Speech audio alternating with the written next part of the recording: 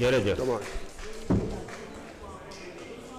Monsieur le Premier ministre, mën nga jël kàddu indi say tontu.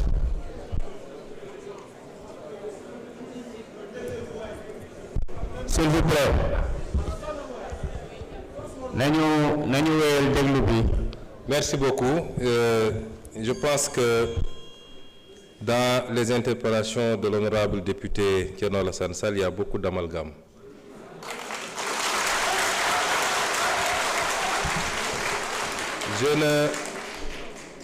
Je n'ose pas mettre ça dans la mauvaise foi, mais je pense qu'à un certain niveau, il faut prendre le temps d'aller écouter ce que les gens ont dit et non pas de se laisser emballer par les commentaires et les commérages. Je n'ai jamais dit que tel fonds était haram. J'ai dit que la caisse noire. Je vous dis après que vous ayez le temps d'écouter par vous-même. J'ai toujours dit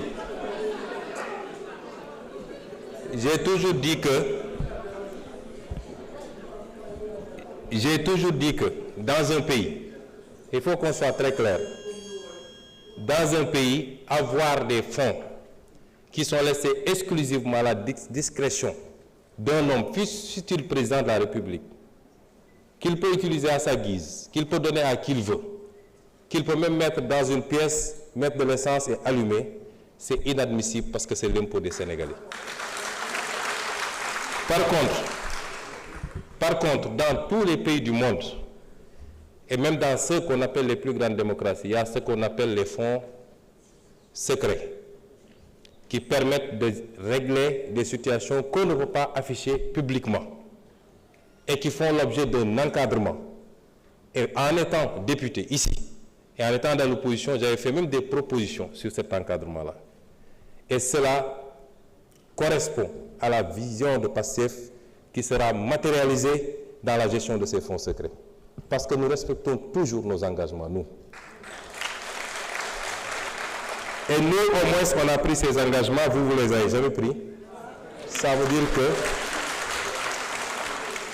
dire que vous auriez largement joui des fonds politiques, comme vous avez joui du régime de Macky Sall pendant des années sans avoir jamais dénoncé.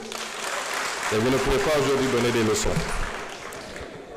Le budget 2024, le budget 2025 est un budget qui a été pris dans les conditions que tout le monde connaît. C'est un budget à minima qui a permis au moins de sauver cette année budgétaire, de ne pas être face à un blocage à la date, à l'échéance, mais il était évident qu'entre l'installation de l'Assemblée nationale et le moment du vote du budget, il était impossible de procéder à l'élaboration d'un budget dans des standards que tout le monde accepte. Et c'est pourquoi nous sommes en train de travailler à la loi de finances rectificative que vous appelez, qui sera celle qui sera réellement conforme à notre programmation. Et austérité, c'est vous qui l'avez dit. Nous ne sommes pas dans l'austérité. J'ai l'impression que vous ne comprenez pas ce que c'est que l'austérité. Nous ne voulons pas que le pays s'arrête malgré la situation difficile. Nous voulons aujourd'hui travailler malgré tout, en faisant des efforts sur nous-mêmes, à dégager des marges budgétaires qui nous permettent, tout en continuant à respecter nos engagements, aussi bien par rapport à la dette intérieure que par rapport vis-à-vis de nos engagements internationaux, de pouvoir avoir des marges budgétaires pour lancer le programme Vision 2050. C'est de ça qu'il est question. Et ça, ce n'est pas de l'austérité. Parce que nous sommes très conscients que la plupart des pays, quand ils sont confrontés dans cette situation, le premier réflexe, c'est de tomber dans le piège de l'austérité. Nous ne sommes pas dans ça. Nous sommes dans le réaménagement qui nous permettrait, tout en tenant compte de la situation catastrophique dont nous avons hérité, de faire les bons choix en rationalisant la dépense publique et en dégageant des marges qui nous permettent, dès la semaine prochaine même, dès les jours à venir, de commencer à lancer le programme, que l'économie ne s'arrête pas, que l'investissement ne s'arrête pas et que nous puissions continuer à produire de la croissance, indépendamment de la croissance qui peut provenir des secteurs qu'on connaît habituellement, notamment le pétrole et l'agriculture. C'est ça qu'on est en train de faire. Ça, ce n'est pas de l'austérité, M. Thierno Alassane Sall. Et donc, il faut réviser et revoir un peu ces notions.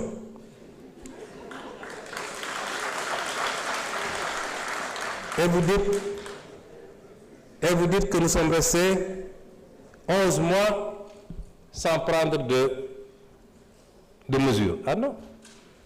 Durant ces 11 mois, on en a tellement pris des mesures correctives. Mais il se trouve que quand vous arrivez, vous héritez d'un État. Vous lancez des travaux.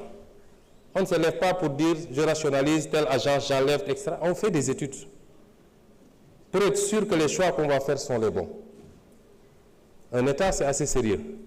Et durant le temps de ces études, il fallait continuer à faire tourner l'État, comme on dit. Et il fallait mettre des gens à la place qu'il faut pour qu'ils travaillent. Parce qu'il n'est pas question aussi qu'on laisse des gens qui ne partagent pas notre vision, qui ne comprennent pas notre combat, continuer à vouloir piloter des directions générales stratégiques ou des agences où on a besoin aujourd'hui de nous installer dans la vision 2050. Et le temps de faire ce travail, effectivement, on a mis ce qu'il faut. Ce qu'il faut saluer, et vous devez être le premier à le faire, c'est d'avoir le courage de dire, nous ne subirons pas la pression du militant, nous ne subirons pas la demande militante, et nous allons faire les réformes qu'il faut.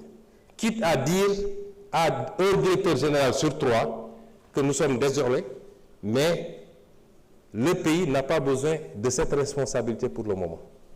C'est ça le courage politique. On aurait fait comme tout le monde, comme vous avez fait quand vous étiez au pouvoir, on a laissé les choses telles quelles et même créé de nouvelles agences. Monsieur Sall, quelquefois, il faut savoir applaudir, c'est bon. Ça ne vous enlèvera rien. Vous ne pouvez pas vous inscrire dans la critique gratuite, c'est pas bon. Les initiatives sont salutaires et saluées par tout le monde, mais dites gongo et puis c'est fini. Je vous remercie. jërëjëf njiitu jawriñ yi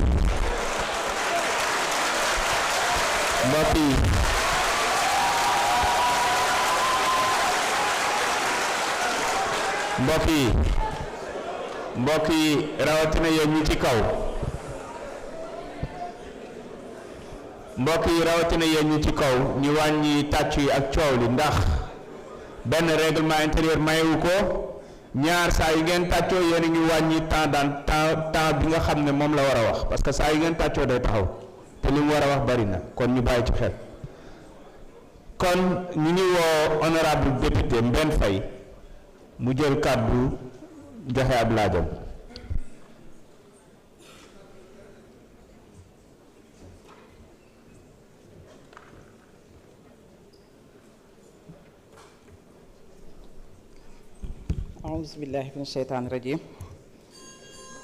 Monsieur le Président, Monsieur le Premier ministre, Monsieur les membres du gouvernement, chers collègues, le thème que je vais aborder, c'est sur la gestion de la dette et la gestion du déficit budgétaire.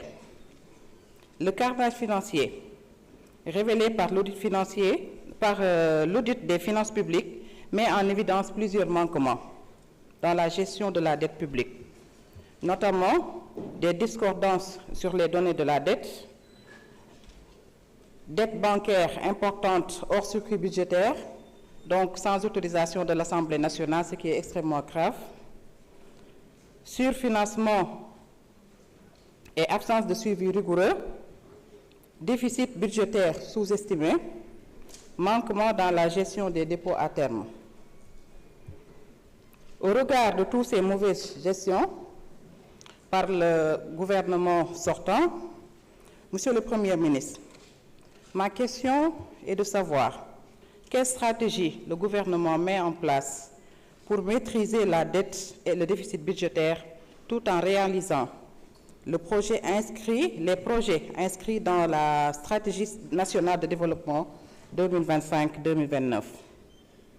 Monsieur le Président, ma baamtu ko ci wolof laaj bu may laaj mooy ginnaaw bi nga xamante ni Cour des comptes révélé nañu jafe-jafe yi nga xamante ni ñu ngi koy dund yëpp ak manquement yi nga xamante ni amoon na ci gestion ba le passé yëpp lu ci mel ni ay waroo yu nga xamante ni am na ci données yi nga xam ne joxe nañ ko mu jëm ci wàllu bor bi lu jëm ci bor bi nga xamante ni it def nañ ko contracté nañ ko ci loo xamante ni Assemblée nationale yëgu ko lu ci mel ni ay surfinancement yu nga xamante ni def nañ ko waaye lu ci mel ni it déficit budgétaire bi nga xamante ni dañ ko sous-évalué woon maanaam waxuñu ñu woon chiffre réel bi lu ci mel ni ay manquements yu nga xamante ni am na ci lu ñuy tuddee les DAT gestion les dépôts à terme donc monsieur le ministre li tax may laaj question bi askan bi biñ lay di fal le président de la République yaakaar moo taxoon ñu am ko ndaxte sénégalais yàgg nañuy dund situation yu metti ndax ñi fi nekkoon ni ñu yore woon réew mi